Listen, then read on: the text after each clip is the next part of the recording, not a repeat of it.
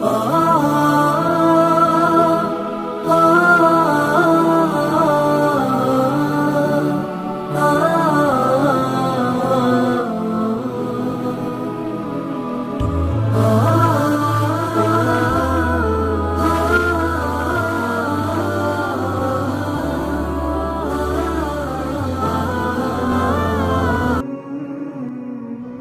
پوری دنیا میں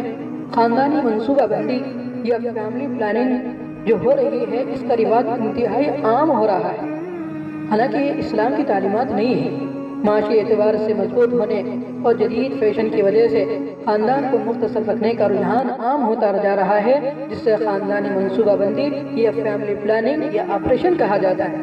اور اس کا رواج عام طور پر ہو رہا ہے۔ اب اس کا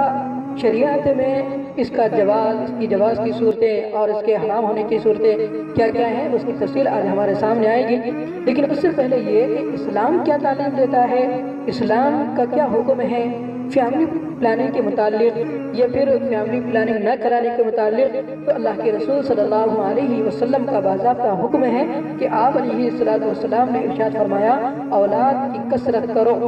مطلب یہ ہے کہ اپنے اولاد کو بڑھاؤ۔ تو بعض لوگ یہ کہتے ہیں کہ بھائی اللہ کے رسول صلی اللہ علیہ وسلم نے اولاد کو بڑھانے کا حکم اس لیے دیا کہ آپ صلی اللہ علیہ وسلم کو پتہ نہیں تھا کہ آگے جا کر نسل اتنی بڑھے گی۔ اگر آپ صلی اللہ علیہ وسلم اس زمانے میں ہوتے تو وہ بھی یہی کہتے کہ بھائی اولاد کو مت بڑھاؤ۔ حالانکہ اللہ کے رسول صلی اللہ علیہ وسلم نے اس لیے اس منشے کے لیے نہیں کہا،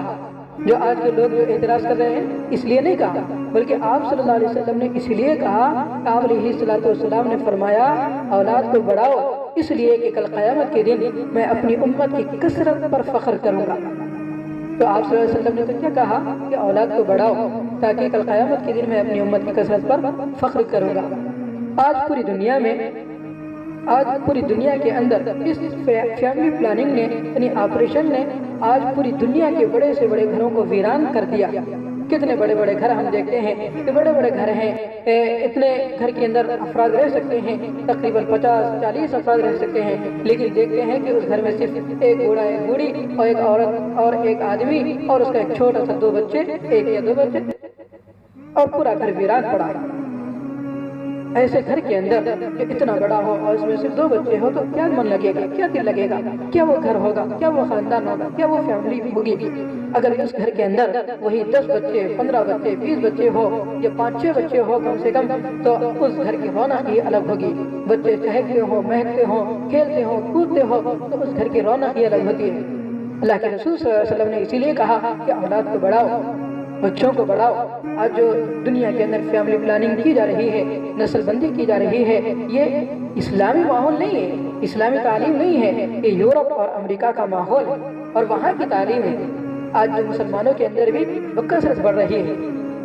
اور جو عموماً کہتی ہے کہ بھائی زیادہ بچے ہوں گے تو بوجھ ہو جائے گا، حالانکہ یہ حقیقت نہیں ہے۔ اگر عورت کے زیادہ بچے ہو جائے تو اس کو تکلیف کتنی، 2 سال 3 سال تک اس کو دودھ پلانا، اس کے بعد کوئی پریشانی نہیں ہوتی، کوئی پریشانی نہیں ہوتی۔ اور بہت سارے عورتیں یہ کہتے ہیں وہی زیادہ سے زیادہ اس کو کتنی پریشانی، 2 سال تک، 3 سال تک، جب تک دودھ پلائے گی پریشانی، اس کے بعد کچھ نہیں۔ بہت سارے عورتیں یہ کہتی ہیں کہ بھئی آپریشن کرا لیں گے تو آپریشن کے بعد صحت مند رہیں گے۔ یہ کیا بار بار بچوں کی وجہ سے حمل ٹھہرتا ہے اور بار بار بیمار ہوتے ہیں، کمزور ہوتے ہیں۔ حمل ٹھہرنے کی وجہ سے عورت کبھی کمزور نہیں ہوتی، یاد رکھ لیں، کبھی کمزور نہیں ہوتی۔ اور یہ لوگ کہتے ہیں کہ آپریشن کے بعد صحت مند ہو جائے گی، یہ حقیقت نہیں ہے میرے دوستوں، یہ حقیقت نہیں ہے۔ حقیقت تو یہ ہے کہ عورت جب تک آپریشن نہ کرائے، فیملی پلاننگ نہ کرائے، اس وقت تک وہ عورت صحت مند رہتی ہے۔ جب اس کی فیملی پلاننگ ہو جائے، اس کا آپریشن ہو جائے، تو پھر وہ عورت کسی نہ کسی بیماری کے اندر مبتلا رہتی ہے۔ اس لیے احتیاط کریں کہ فیملی پلاننگ سے جتنا ہو سکے بچنے کی کوشش کریں۔ اب فیملی پلاننگ کی کتنی قسمیں ہیں، ذرا اس کو بھی غور سے سنیں، اور کون سی جواز کی شکل ہے، کون سی نہیں ہے، وہ بھی غور سے سنیں۔ فیملی پلاننگ کی 2 صورتیں ہیں، ایک ہے فیملی پلاننگ عارضی اور ایک ہے دائمی۔ دونوں کا حکم الگ الگ ہے۔ عارضی کا مطلب یہ ہے کہ بعض دفعہ کیا ہوتا ہے کہ کچھ وقت کے لیے حمل کو روکا جاتا ہے کہ بھئی حمل ٹھہرنے سے روک لے، کبھی عزل کیا جاتا ہے، اور اسی طرح کبھی نروت کا استعمال ہوتا ہے، یا پھر اسی طرح اس کے لیے کچھ عورت کے رحم کے اندر کوئی چیز بٹھائی جاتی ہے جس کی وجہ سے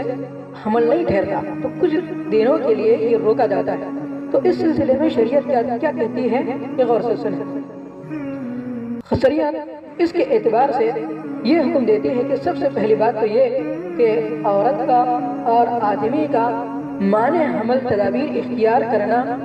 بغیر کسی عذر کے شریعت نے جائز قرار نہیں دیا ہے بلکہ ناجائز قرار دیا ہے۔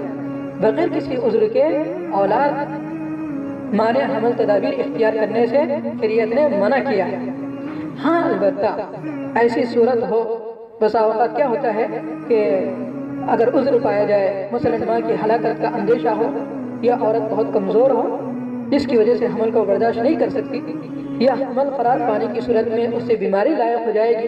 یا ولادت کی صورت میں ناقابل برداشت تکلیف پہنچے گی، یا ماں کی پرورش کے قابل نہیں ہے تو اور اس کا کوئی متبادل انتظام بھی نہیں ہے، تو ان تمام صورتوں میں عارضی موانع حمل تدابیر کا استعمال درست قرار دیا ہے شریعت نے۔ یعنی ایسی صورت ہے کہ بچے پر بچہ ہو رہا ہے، اور ایسی صورت میں پھر اب ماں دوسرے بچے کو سنبھالنے کے لگے گی تو اس کو بہت زیادہ تکلیف پہنچے گی، بہت پریشانی ہوگی، یا پھر یہ کہ اس ماں کو کوئی بیماری لاحق ہو جائے گی، تو ایسی صورت میں شریعت نے کچھ وقت کے لیے سال 2 سال کے لیے شریعت نے منع کیا ہے، شریعت نے اجازت دی ہے کہ بھائی کچھ دنوں کے لیے عارضی مانع حمل کی تدابیر اختیار کر سکتے ہیں، مثلا عزل کرنا ہے یا اسی طرح اور کوئی چیز سے جس سے اولاد نہ ہوتی ہو، عارضی طور پر، دائمی طور پر، عارضی طور پر اگر استعمال کر سکتی ہو تو عارضی طور پر کچھ مہینوں کے لیے، کچھ سالوں کے لیے منع کرنے کے لیے شریعت اجازت دی ہے، اس کی اجازت ہے۔ لیکن ایک بات یاد رکھیں، اگر یہ نہ کریں تو بہتر ہے اور افضل ہے، لیکن اگر بیماری وغیرہ ہے پھر ایسی صورت میں جائز ہے۔ اور دوسری صورت ہے دائمی مانع حمل تدابیر کا استعمال۔ دائمی حمل کیا ہے؟ دائمی حمل سے مراد فیملی پلاننگ جسے آپریشن کہا جاتا ہے، یہ ہونے کے بعد پھر عورت کو کبھی اولاد نہیں ہوتی۔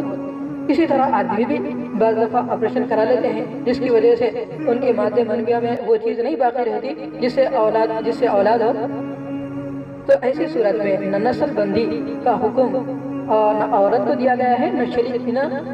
شوہر کو دیا گیا ہے، دونوں کو بھی نہیں، بلکہ دونوں پر بھی حرام۔ بغیر کسی عذر کے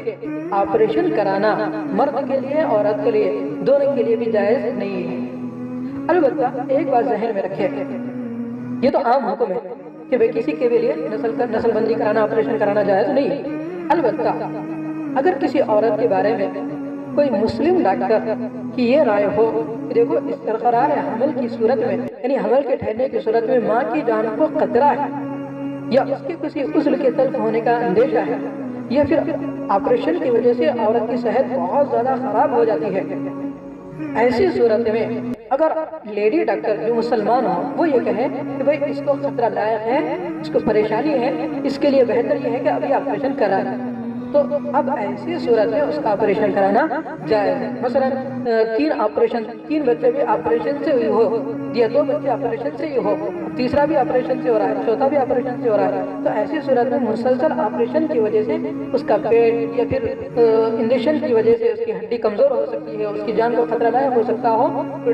مسلم ڈاکٹر یہ کہے کہ اس کو خطرہ ہوگا، لہٰذا ایسی صورت میں اب ڈاکٹر کہے کہ آپریشن کرانا ہی بہتر ہے، تو شریعت نے اس کی اجازت دی ہے، یعنی دائمی پلاننگ، فیملی پلاننگ بھی کرا سکتے ہیں، جبکہ کوئی مسلمان ڈاکٹر یہ کہے کہ اب اس کی جان کو خطرہ ہے۔ لیکن اگر کوئی خطرہ نہیں ہے، مسلسل ڈیلیوری نارمل ہو رہی ہے، تو ایسی صورت میں ہرگز بھی آپریشن نہ کرائیں بلکہ اپنی نسل کو بڑھائیں۔ اور جو یہ رواج ہو رہا ہے کہ بھائی ایک بیٹا ایک بیٹی بس، نہیں، یہ اللہ تعالیٰ کا حکم نہیں ہے۔ اللہ تعالیٰ نے فرمایا یَهَبُ لِمَن يَشَاءُ إِنَاثًا وَيَهَبُ لِمَن يَشَاءُ الذُّكُورَ، اللہ نے جس کو چاہا اپنے طرف سے انعام میں لڑکیاں دی اور جس کو چاہا لڑکا دی، تو یہ اپنے طرف سے نہیں کہ ہم جو چاہے پلاننگ بنا لیں کہ بھئی بس ایک لڑکا ایک لڑکی، 2 لڑکے 2 لڑکی، نہیں، اللہ جو دیں گے اسی پر راضی رہے، یہی اللہ کا حکم ہے اور یہی شریعت کا حکم ہے۔ اللہ تعالیٰ سے دعا ہے کہ اللہ تعالیٰ ہم سب کو جہاں تک ممکن ہو سکے فیملی پلاننگ کے چکر میں آنے سے اور فیملی پلاننگ کرانے سے اللہ ہم سب کی حفاظت فرمائے۔ اللہ تعالیٰ شریعت کے مطابق اپنی زندگی کو ہم سب کو گزارنے کی توفیق نصیب فرمائے۔